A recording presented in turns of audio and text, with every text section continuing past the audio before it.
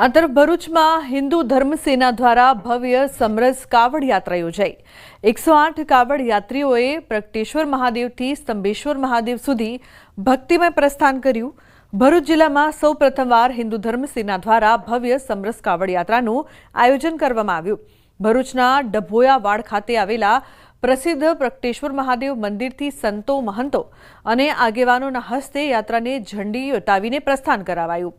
આ યાત્રાનો મુખ્ય ઉદ્દેશ ભક્તો માટે આધ્યાત્મિક આનંદ, સમાજમાં શાંતિ અને એકતા પ્રસ્થાપિત કરવી તથા ભક્તિભાવ અને સંસ્કૃતિ સાથે જોડાણ વધારવાનો છે।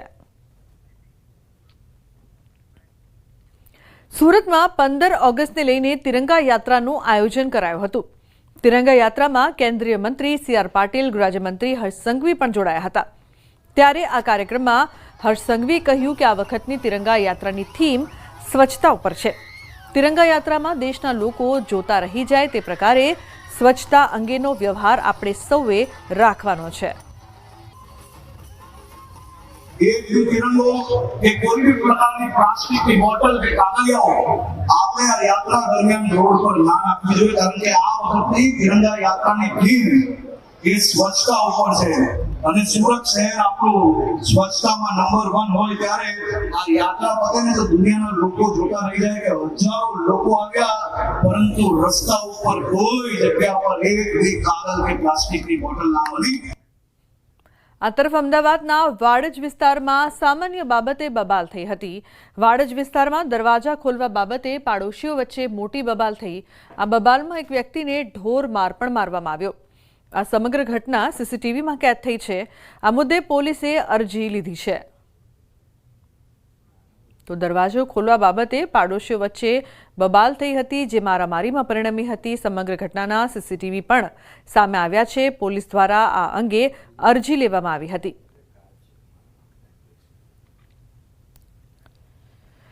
સિંહ દિવસ પર ગીર સોમનાથનો એક સીસીટીવી વાયરલ થઈ રહ્યો છે। ગીર ગઢડા શહેરમાં એક સાથે 8 સિંહ સીસીટીવીમાં જોવા મળ્યા હતા। ગત મોડી રાત્રે એક સાથે 7 સિંહોનું ટોળું ગામની વચ્ચે લટાર મારતું દેખાયું। 7 સિંહોના ટોળાના કારણે લોકોમાં ભયનો માહોલ છે તો 8 સિંહ એક સાથે જોવા મળ્યા હતા। ગીર ગઢડામાં રાત્રે 8 સિંહ એક સાથે જોવા મળતા શહેરમાં ભયનો પણ માહોલ છે।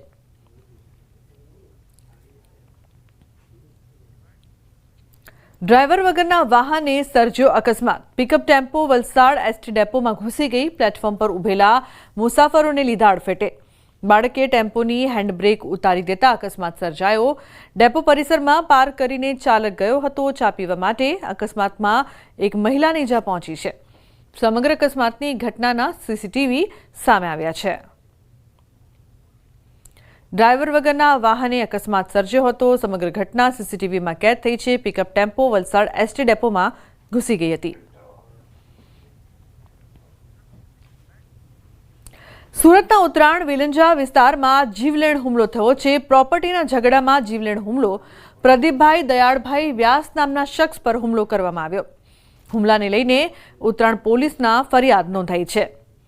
તો પ્રોપર્ટીને લઈને ઝઘડો થયો હતો જેમાં જીવલેણ હુમલો કરવામાં આવ્યો। સમગ્ર ઘટના સીસીટીવીમાં કેદ થઈ છે જેના આધારે પોલીસ દ્વારા વધુ તપાસ કરવામાં આવશે। રાજકોટમાં અસામાજિક તત્વો બેફામ બન્યા છે। પેટ્રોલ પંપ પર સિગરેટ પીવાની ના પાડતા બબાલ થઈ છે। કોઠારિયા ગામ પાસેના પેટ્રોલ પંપની આ ઘટના છે। સમગ્ર ઘટનાના સીસીટીવી સામે આવ્યા છે। પેટ્રોલ પંપના સ્ટાફ ઉપર છરી વડે હુમલો કરી ગંભીર ઈજા પહોંચાડી હતી। સમગ્ર મામલાને લઈને આજે ડેમ પોલીસ મથકમાં ફરિયાદ નોંધાઈ છે। 2 અજાણ્યા શખ્સો વિરુદ્ધ ફરિયાદ નોંધાવી છે। અમદાવાદના સાણંદમાં મિત્રની જ હત્યા કરનારા હત્યારા મિત્રો ઝડપાયા છે। પોલીસે મૃતક યુવક નિરંજન શર્માના 2 મિત્રો રવિકુમાર રાય અને સોનલ ઘાટની ધરપકડ કરી છે જ્યારે સન્ની મંડલ નામનો આરોપી ફરાર છે। મૃતકનું ઓશિકા વડે મોઢું દબાવી રાખ્યું હતું જેના કારણે શ્વાસ રૂંધાવાથી મોત નીપજ્યું।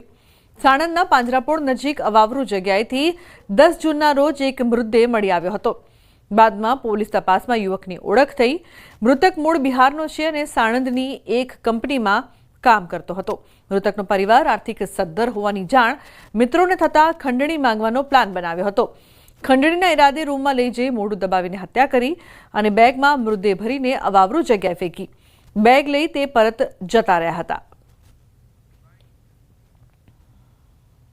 એને ઉપર જે તકીઓ મૂકીને એને સફોકેશનથી જો એને બેભાન કરવાની કોશિશ કરી હતી અને તે વખતે જો એ બેભાન થઈ ગયો હતો.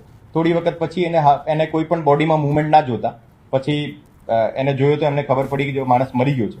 એક ટ્રોલી બેગ લાવ્યા હતા ઓર એ ટ્રોલી બેગમાં આ બોડી સંતાડીને નજીકમાં પાંજરાપોળમાં જે બોડી મૂકીને આ બેગ લઈને જો ત્યાંથી નાસી ગયા હતા. અમદાવાદના વટવામાં રવિવારે ફાયરિંગની ઘટના સામે આવી છે. શ્યામપ્રસાદ મુખર્જી નગરમાં 3 શખ્સોએ અંગત અદાવતમાં 4 રાઉન્ડ ફાયરિંગ કર્યું. પોલીસ, એલસીબી સહિતનો સ્ટાફ ઘટના સ્થળે પહોંચ્યો હતો. પોલીસે 3 આરોપી સામે ગુનો નોંધીને શોધખોળ હાથ ધરી. 2 વર્ષ અગાઉ મહિલાએ ઇમરાન ઉર્ફે ગામડિયા સામે ખંડણીની ફરિયાદ નોંધાવતા 2 વર્ષની સજા થઈ હતી. ત્યારબાદ ઇમરાન સજા પૂરી કરીને જેલમાંથી બહાર આવતા 10 ઓગસ્ટે ઇમરાન લઈક ઉર્ફે મુલ્લા અને કલીમ ભૈયાએ ભેગા મળીને फायरिंग કર્યું. पहले रोड पे बाहर एक फायरिंग करी इन लोगों ने, हवा में चला दी और मेरे घर के पास आके इन लोगों ने 4 फायरिंग करी. घर के अंदर से 3 गोली मिली है मेरे. ये लोग ने मेरे साथ पहले 2 साल पहले मैंने ये लोगों के ऊपर केस करा था. ये लोग ने 2 साल जेल काटी और ये लोग अभी छूट के आए 2 तारीख को. બુલેટિનના અંતે નજર કરી ટોપ 3 ન્યૂઝ પર. અમદાવાદના નહેરુનગર પાસે કારની ટક્કરથી 2 લોકોના મોત.